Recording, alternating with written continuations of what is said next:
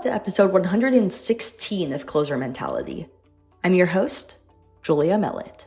Before I introduce today's guest, I want to start with a question. Have you ever played a video game like FIFA, Madden, or MLB The Show and thought, man, this is what the athletes see when they're playing. I feel like I'm actually on the field. If so, today's episode will absolutely be of interest to you. Today's guest, Dr. Konstantin Sonkin, is at the forefront of the mental health tech space with his company, i-BrainTech. A native of Israel and a PhD in computational neuroscience, Dr. Sonkin found the study of psychology through the lens of technological advancement fascinating. At the intersection of the human brain's capabilities and AI sat his business plan. Actually, AI is the most fascinating thing of all we developed for computers.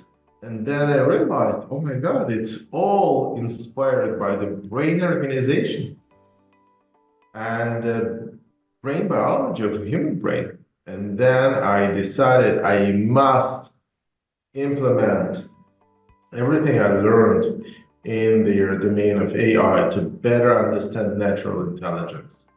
And that idea struck me around 15 years ago.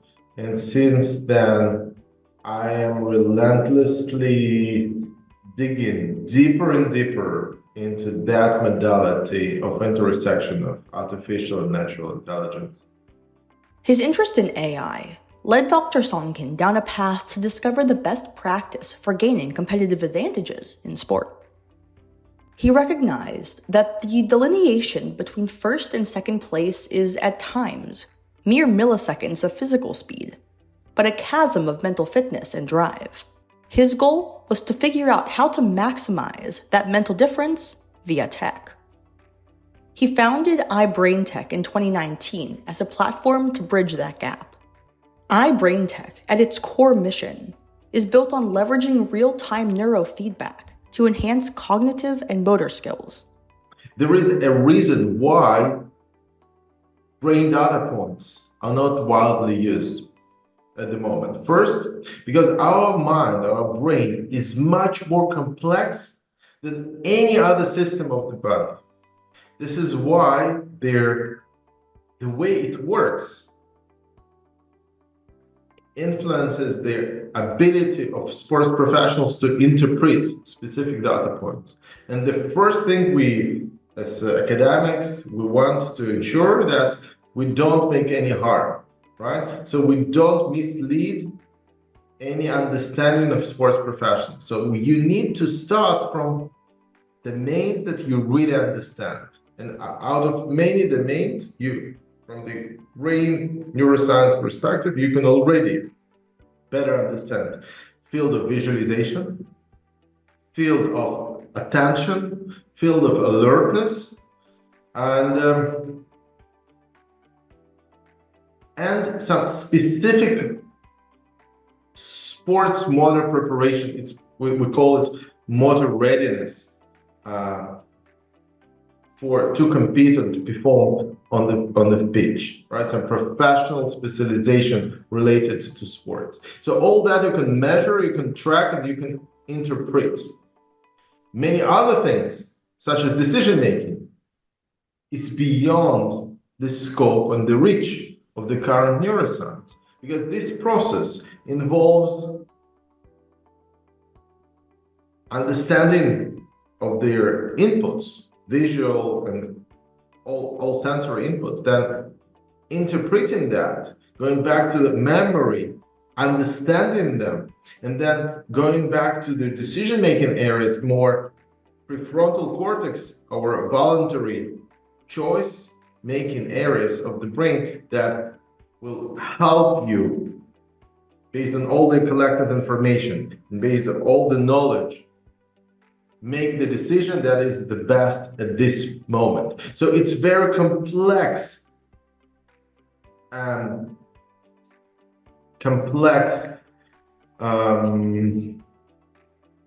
I would say phenomena. It's not even a process. The beauty of our brain is so outstanding that I can't even explain it in words. This also constitutes the limitation of our understanding in neuroscience. And all clubs immediately ask me, I want to improve decision making of my players because they are all the time making mistakes. And some companies actually do that promises and never could deliver them. And I want to highlight that there is definitely needs to incorporate brain data into the sports science. And there is also responsibility to interpret only reliable data that can yield to actual benefits to sports. He set to work defining the data points that his burgeoning software would track.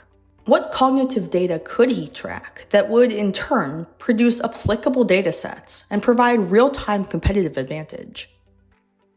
I think the safest way at the moment is to ask what teams and sports psychologists have been using today, till today. And we know that visualization is widely accepted and used both for peak performance and for game and match day preps and for rehabilitation, return to sports after injuries.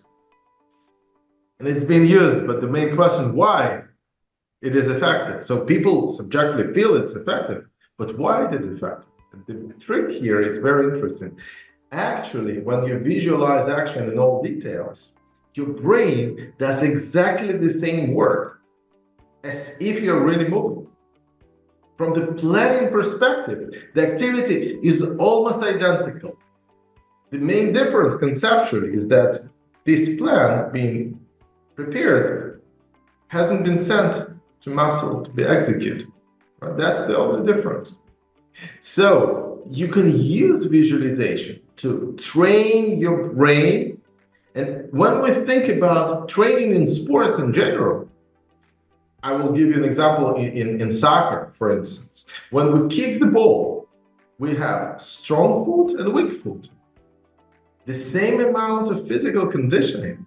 The only difference is the amount of brain control that we developed with the training to control the ball. And with one foot, we can do whatever we want with the ball. With the other, we barely can pass it.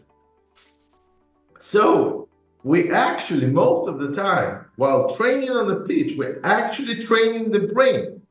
We call it training muscle memory. But obviously, muscle doesn't have any memory.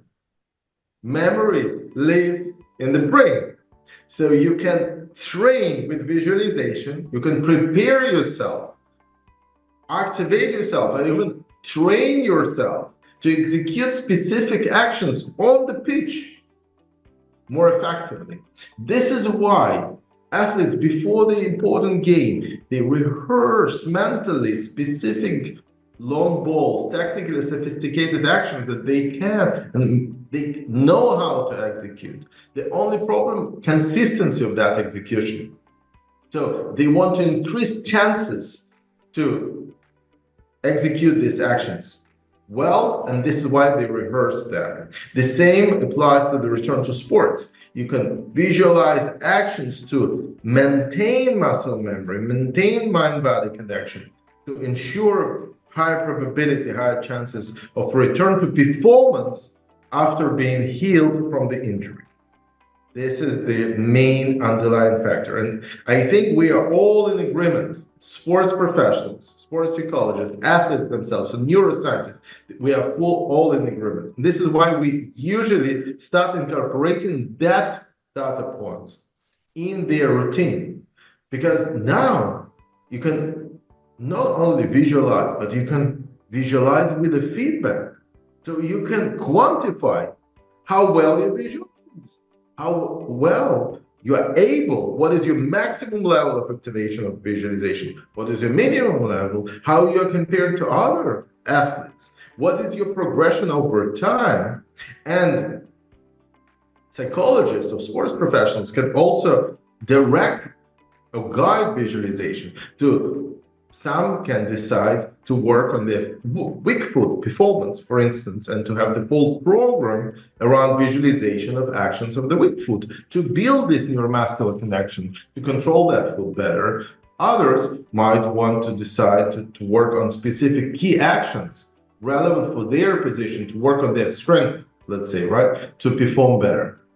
That is initial data point, but then you obviously can progress to track impulse control and to work on that modality of the brain. Then you can progress on sustained attention, on increase the duration of attention, sport-specific attention that you can train the same way you're training in muscle strength. So how could he create a data-driven opportunity for elite athletes to visualize their performance? In the era of esports, the answer was clear. He would create a video game. This is why when we transitioned to professional sport settings, we were guided by three major principles. Their training should be data-driven, it should be immersive, and it should be action-specific. So if we're speaking about sports, there is no other way to train sports cognitive function if not in the sport-specific environment. It is not possible not to train in cognitive skill relevant for sports in not related settings. So for instance, if you just play, I don't know, a simple game or play FIFA, right, with your fingers, it kind of also helps you to understand sports better, but it doesn't develop any skills. That is my point. You need to be in the relevant environment, use relevant neuromuscular pathways, and have a way to quantify your effort to convert that into the brain gene. Because without a feedback, you don't know how well you visualize and how well you did your cognitive intervention. So this is why it looks like a video game that you play with your mind, and it is sport specific, but it actually is a brain gym. The video game that i-BrainTech developed provides athletes with an EEG cap that monitors brain activity.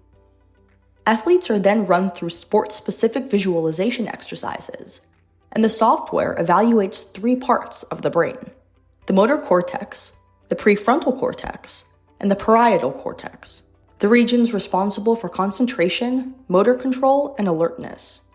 The goal is to strengthen brain plasticity and decision-making, effectively leading to increased situational performance in gameplay settings. As athletes guide their avatars through game scenarios like passing, shooting, and jumping, the cap monitors neuromuscular fatigue. Sports neuroscience is in the infancy. So what type of data points is even available that could describe cognitive behavior, brain dynamics in competitive athletes? So first of all, cognitive tests.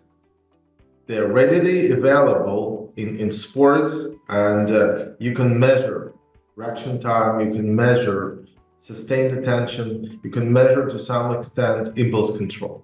But all those tests are designed for non-sports settings. So in sports, under fatigue and pressure of the game, the measurement might be not one-to-one or not even transferable. Another modality that is being brought to life recently is modality of actually brain signal measurement. So you can measure brain dynamics using specific specialized brain sensors and track its progression over time. The same way, if you go to the gym and you exercise specific muscle groups, you can measure the volume, their contraction, contraction impulses. The same you can measure in the brain domain, because our brain mostly work on electricity. So the more neurons are involved in a specific action, the stronger is the response that you can capture with specific sensors that can place on the surface of the head And you can track the dynamics of this muscle growth, brain muscle growth over time. We use their sensors called EEG sensors, electroencephalogram recordings, and we focus on three major indexes. First, visualization index from left and right motor cortex, because interestingly enough, our right hand and foot being controlled from the left side of the brain and vice versa. So this is number one. Then, because when you visualize actions, as I mentioned earlier, there is a planning of that action. And every planning of every action has a specific fingerprint of activity, specific signal that you can extract. Second, we track concentration index. This is something that lives in the prefrontal cortex, and this is your ability to direct your action. So not only to execute an action, but also to direct it towards the specific target, specific goal. And the last index we capture is alertness index. This is something that always should be taken into account, because in case of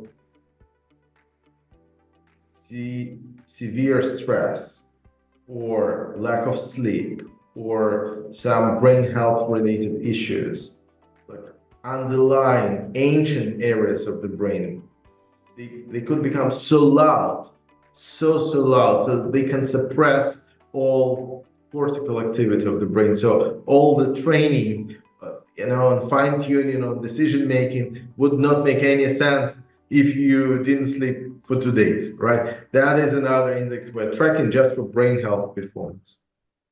Along with fine-tuning athlete mental skills as a whole, Dr. Sonkin also acknowledges that this software is perfect for athletes rehabbing from injury. It allows for play simulation as close to being back in the lineup as possible. Also, we work with many injured athletes who can't train on the pitch or on the court, and they are very appreciative for the ability to continue training. And it actually is a training because it's very demanding. Many people sweating. Think about that. They just play game with visualization, sitting on the chair, and they're sweating because it is so hard. We as humans don't know how to take our mind under control, how to direct activity of our mind. It is actually very interesting learning, transformative learning of humans, how to exercise the mind as casually as exercising our body. So this level, when your question was about professional athletes, we have actually good reception from them. And also young athletes love it because it's more gamified. And what? I can play video game with my mind and become better in my sports? I don't need any scientific explanation. Let me try it. I'm better than you. You see, now there is competitive element on that. Sometimes we have lines of children willing to compete on i-Brain, and it's very encouraging.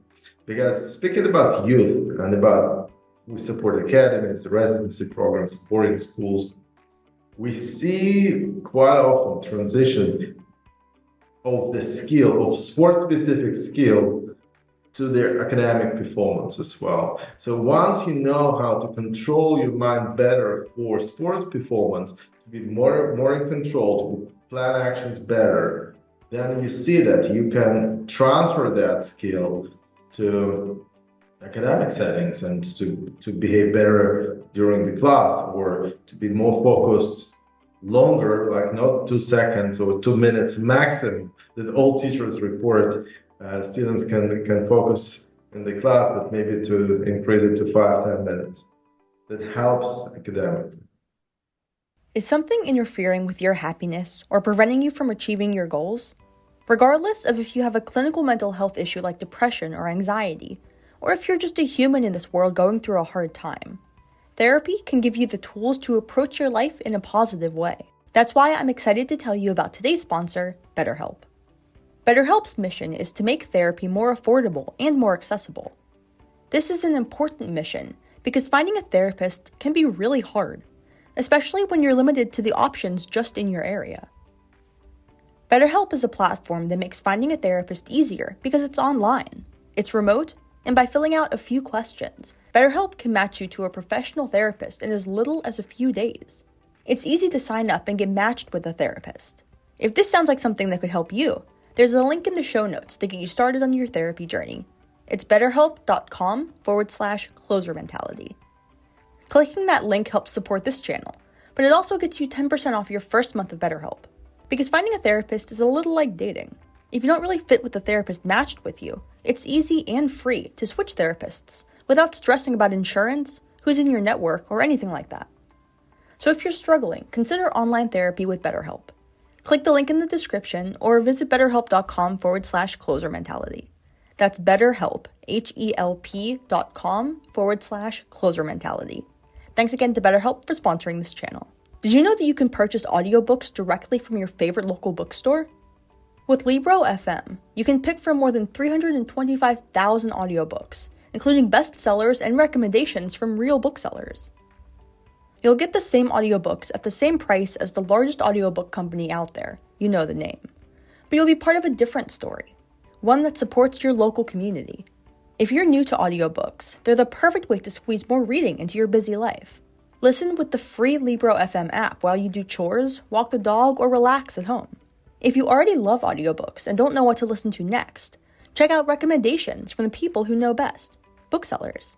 Closer Mentality has partnered with Libro FM on a special offer.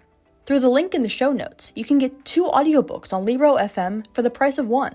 Offer only valid for new members in Canada and the US. Thanks to Libro FM for sponsoring this podcast. Dr. Sonkin's executive board is chock full of fellow neuroscientists, orthopedic surgeons, professional soccer players, and sports science and medical advisors, in order to provide a true-to-scenario environment through which to cultivate the aforementioned brain training. Dr. Sonkin said that although i-BrainTech caters primarily toward elite athletes, the understanding of brain health and what, from a neuroscientific perspective, can lead to goal satisfaction is the overarching goal of his company. It is simply impossible. Evolution of humanity without opening this black box of our mind is absolutely limited. We can't continue as we were without that. So the most unintended understanding came from that data point that there is actually huge need for people of different ages, regardless their seniority level in sports, to better understand their mind. And we see how children react to that training. We see how their teachers react. We see how coaches, their parents, it transforms many elements. For instance, sometimes we show to the coach, this guy he needs help. He has attention span of 2 minutes.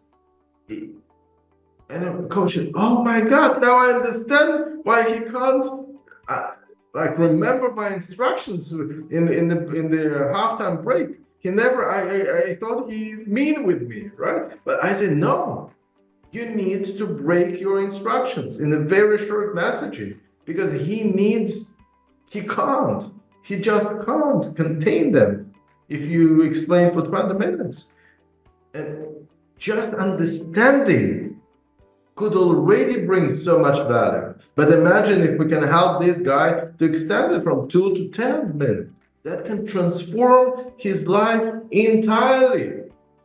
Since 2022, i-BrainTech has partnered with Major League Soccer and Premier League teams, USL clubs, American universities, and the NBA. Dr. Sonkin says he can see this technology expanding to other leagues, but that the implementation of tech is still a point of contention in more conservative programs.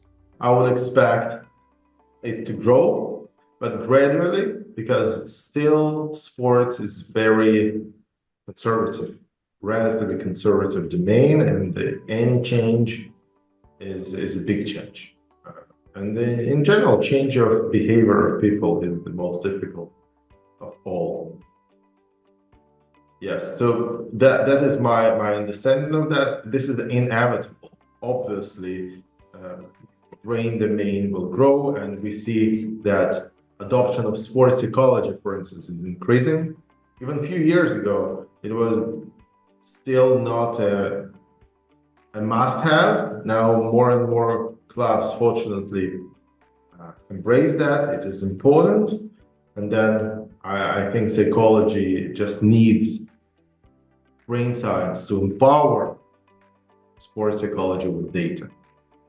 Any change in professional sports is difficult, and someone within the organization need to take leadership, take initiative. So that means take a risk.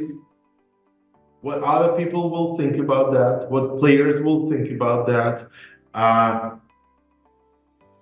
They would need to invest some resources or reorganize the time allocation during the training. It is important step. It is important step, and I'm very fortunate, thankful to our partners, opinion leaders around the world, bigger sports organizations such as Juventus, Benfica, few MLS clubs,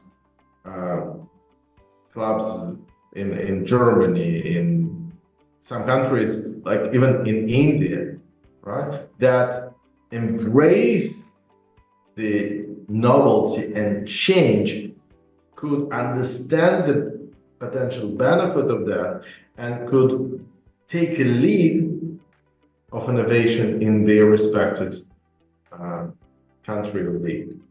Are you an athlete rehabbing from an injury? Are you a coach or athletic trainer seeking additional support for your injured athlete toolkits? KT Tape has exactly what you need. KT Tape is a rehabilitation tape that helps stabilize and compress sensitive areas of the body during exercise. Apply KT Tape to an area either in pain or in recovery, and feel the difference. KT Tape is comfortable, stable, and long-wearing. There's tape for all modes of action, from gentle, which is safe for easy activity and everyday use, to pro extreme, for athletes in moderate to high-impact exercise. KT Tape makes water-resistant tape as well for a more adaptable rehabilitation implementation. KT Tape caters to lifelong athletes and focuses on reducing muscle soreness for all users when worn during exercise and up to 48 hours post. Are you an athlete in need of prescription sports goggles or sunglasses? Today's final sponsor may have just the solution for you. A Site for Sport Eyes was created when founder Shannon Knight saw a niche that was perpetually going unfulfilled. A Site for Sport Eyes grew out of a need for education surrounding the impact of sport-related eye injuries and their lasting repercussions.